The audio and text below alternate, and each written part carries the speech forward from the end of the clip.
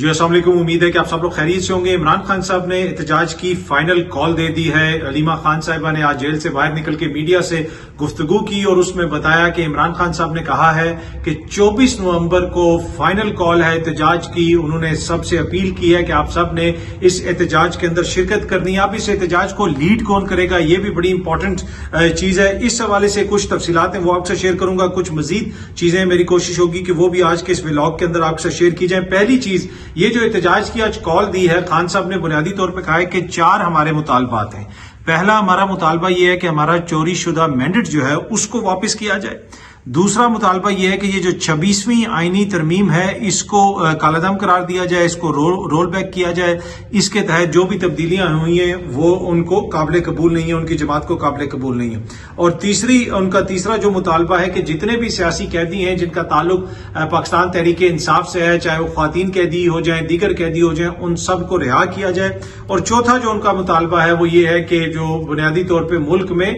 Democracy کو بحال کیا جائے۔ وہ یہ کہتے ہیں کہ یہ جو موجودہ نظام ہے یہ ڈیموکریسی نہیں ہے، انہوں نے ڈیموکریسی کے نام کے اوپر جو ہے بس اپنی حکومت بنائی ہوئی ہے، تو ہم چاہتے ہیں کہ حقیقی جمہوریت جو ہے پاکستان میں بحال ہو۔ تو یہ بنیادی طور پہ 4 مطالبے ہیں اس احتجاج کے حوالے سے جو عمران خان صاحب نے آج بھی گفتگو کی۔ اچھا، اس میں انہوں نے اپیل کی کہ جی وکلا بھی اس میں شرکت کریں، مزدور بھی شرکت کریں، خواتین بھی شرکت کریں، اوورسیز پاکستانیوں کا بھی انہوں نے ذکر کیا۔ ہر کسی کو انہوں نے کہا کہ یہ سب لوگوں کے بنیادی حق ہے کہ وہ باہر نکلیں، پرامن احتجاج کریں، اور یہ احتجاج بڑا امپورٹنٹ ہے اور اس میں جناب سب شرکت کریں۔ اچھا، اب اس احتجاج کو لیڈ کون کرے گا؟ اس حوالے سے بھی خان صاحب نے کہا کہ جناب پارٹی کی جو لیڈرشپ ہے وہ لیڈ کرے گی۔ خان صاحب سے وہاں پہ ان کے وکیل نے یہ بھی پوچھا، جن کی ان سے گفتگو ہو رہی تھی، میرے جو ذرائع جن سے میری گفتگو ہوئی ہے،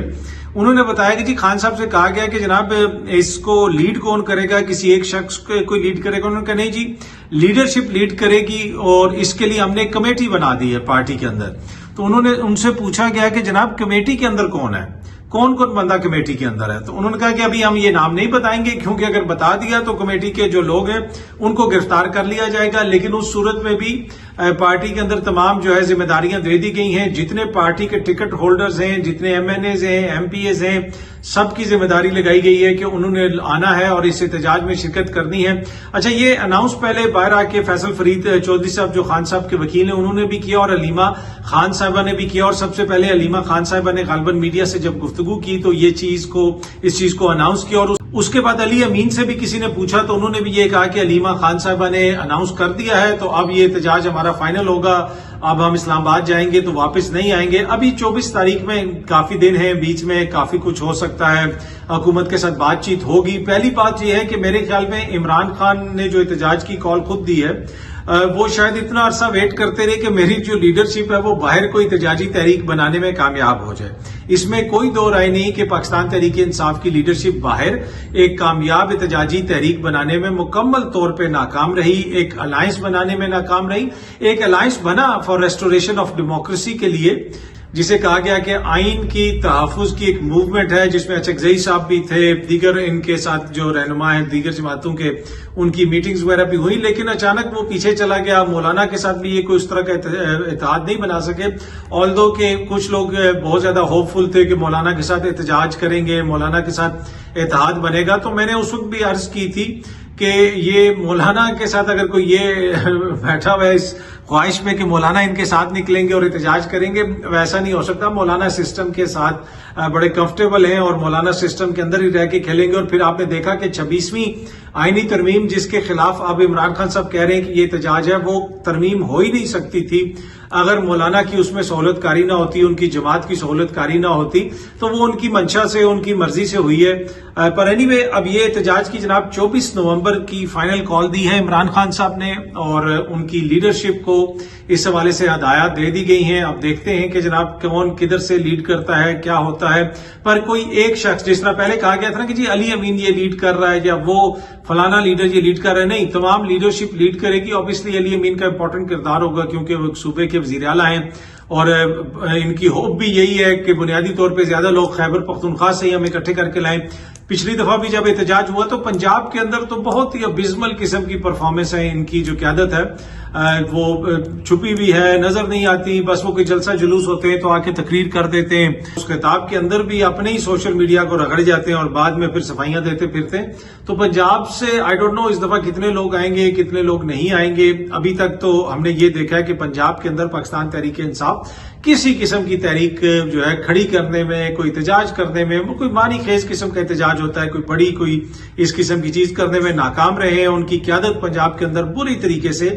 ناکام رہی ہے۔ اب یہ فائنل کال ہے جناب، 24 تاریخ کی ایک کمیٹی ڈیسائیڈ کرے گی اس کے حوالے سے۔ اس کمیٹی میں کون کون ہے، جیسا میں نے پہلے بھی عرض کیا، خان صاحب سے جب یہ پوچھا گیا تو انہوں نے کہا کہ ان کے نام میں نہیں بتاؤں گا، اس لیے کہ ابھی نام بتا دیے تو ان کو بھی پکڑ لیا جائے گا۔ اچھا، اس کے علاوہ کچھ اور خبریں بھی ہیں جو میری کوشش ہے کہ آپ سے شیئر کی جائیں۔ جس طرح آپ کو پتا ہے کہ مریم بی بی جو ہے ملک سے باہر ہیں اور ملک کے اندر ان کے صوبے میں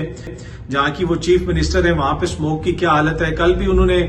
میڈیا سے گفتگو کی جب وہ جنیوا سے لندن پہنچی، اس وقت انہوں نے وہ ایک بڑے زبردست سے کپڑے پہنے ہوئے تھے، فر والا ایک کوٹ، ڈیزائنر گلاسز، یہ اور وہ۔ اب یہ اس ملک کے ایک صوبے کی وزیر اعلیٰ ہیں کہ جہاں پہ لوگوں کے لیے آپ کو پتا ہے کتنے آسودہ ہیں لوگ، کتنے خوشحال ہیں پاکستان میں، غربت کس لیول کی ہے پاکستان کے اندر۔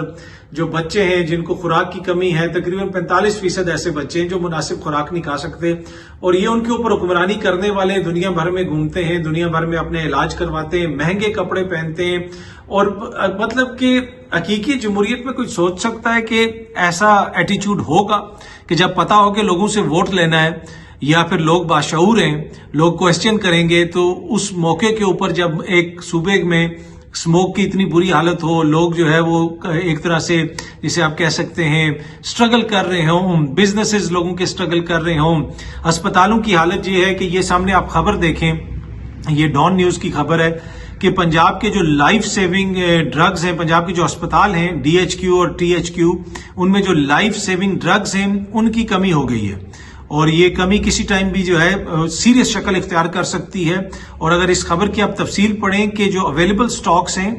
وہ کبھی بھی 70% سے نیچے نہیں آئے، لیکن اس وقت وہ 18 سے 31% پہ اویلیبل سٹاکس ہیں، اور وہ بھی کس قسم کے سٹاکس ہوں گے، کس قسم کی دوائیاں ہوں گی، آپ کو پتہ ہی ہے۔ اگر اتنے اچھے علاج ہوتے تو ان کے گلے کا علاج یا چھوٹی سرجری یا ہر چیز باہر کے ملک میں کیوں ہوتی، پنجاب کے اسپتالوں میں کروائیں۔ اگر اس خبر میں آپ تھوڑی سی تفصیل پڑھیں تو اس میں لکھا ہوا ہے کہ پنجاب جو secondary health care hospitals are fast heading to the critical shortage of life-saving drugs due to wrong priorities of the health department, which is focused on the new initiatives of the incumbent government. کیا ہے مطلب کہ جناب جو موجودہ government ہے اس کے جو نئی جو انیشیٹوز ہیں یا نئے منصوبے ہیں، پنجاب کا جو ہیلتھ ڈپارٹمنٹ ہے وہ اس کی سارا فوکس اس کا اس کے اوپر ہے کہ کس طریقے سے منصوبہ بن رہا ہے، منصوبے کی تشہیر کرنی ہے، کیا کرنا ہے، لیکن اس طرف کوئی توجہ نہیں دی جا رہی۔ آخر میں انہوں نے لکھا ہوا ہے کہ ignoring the needs of the patients depending on the public hospitals, کہ جو لوگوں کی نیڈز ہیں ان کو جناب وہ اگنور کر رہے ہیں، لیکن نئے منصوبے، جی فلانا کینسر اسپتال بن رہا ہے، یہ ہو رہا ہے، وہ ہو رہا ہے، بس جس میں مشہوری ہو رہی ہے۔ اب یہ لائف سیونگ ڈرگز جو لوگوں کو روز کی بنیاد پہ ملتی ہیں اس کے اوپر اس طرح مشہوری تو نہیں ہوتی، تختی تو نہیں لگ سکتی ہے، پر یہ حالت ہے جناب حکمرانوں کی۔ حکمران جو ہے وہ دنیا گھوم پھر رہے ہیں، ان کے علاج بھی باہر ہوتے ہیں، مہنگے سے مہنگے وہ کپڑے پہنتے ہیں۔ اب عمران خان صاحب جب وزیر اعظم تھے تو وہ شلوار قمیض پہنتے تھے، وہ ٹرمپ سے بھی ملنے گئے تو سادہ سی شلوار قمیض اور وہ پشاوری چپل انہوں نے پہنی ہوئی تھی جس کو کپتان چپل بھی کہتے ہیں، اس پہ بہت سارے لوگ تنقید کرتے تھے، لیکن ایک میسج دینا مقصد ہوتا ہے کہ جیسے ہی میری قوم ہے جو وہ کھاتی ہے، جو وہ پہنتی ہے، ہم بھی ویسے ہی ہیں۔ تو یہاں پہ تو حکمران شرافیہ میں آپ بہت سارے لوگوں کو دیکھ لیں، سیاسی لیڈرشپ کو دیکھیں، ڈیزائنر کپڑے پہنے ہوتے ہیں، مہنگے مہنگے کپڑے پہنے ہوتے ہیں، مہنگی مہنگی گھڑیاں پہنی ہوتی ہیں۔ کیا یہ چیز زیب دیتی ہے؟ کیا یہ چیز مطلب ان کو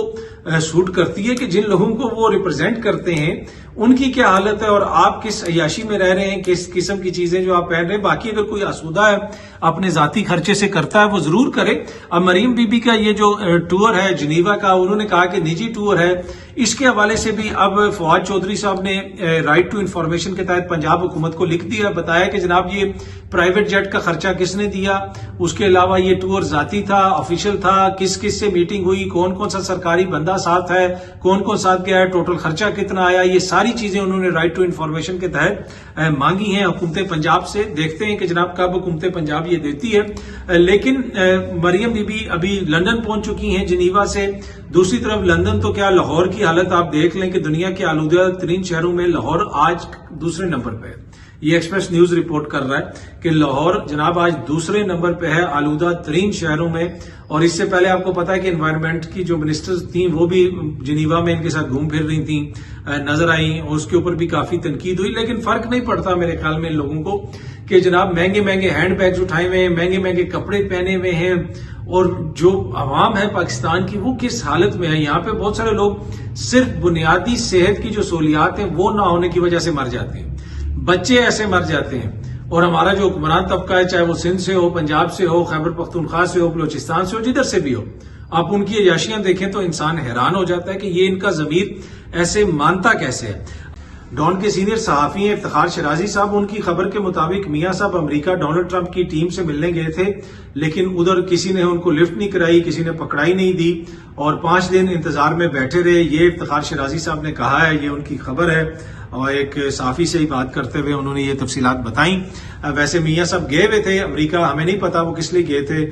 ہو سکتا ہے کہ میاں صاحب خود ہی اس کے اوپر کوئی روشنی ڈالیں، لیکن افتخار شرازی صاحب یہ خبر دے رہی ہیں. اور احتجاج کے حوالے سے میرے خیال میں گزشتہ روز جو قیادت کو ملنے نہیں دیا گیا، اس کی بھی شاید یہی وجہ تھی کہ حکومت کو پتا تھا کہ وہ احتجاج کی کال وغیرہ آ سکتی ہے، تو لہٰذا ان کو نہ ملنے دیا جائے. پر اینی وے اب تو احتجاج کی کال دے دی گئی ہے. یہ اب تک کی تفصیلات تھیں. بہت جلدی آپ سب دوستوں سے دوبارہ ملاقات ہوگی. Thank you very much.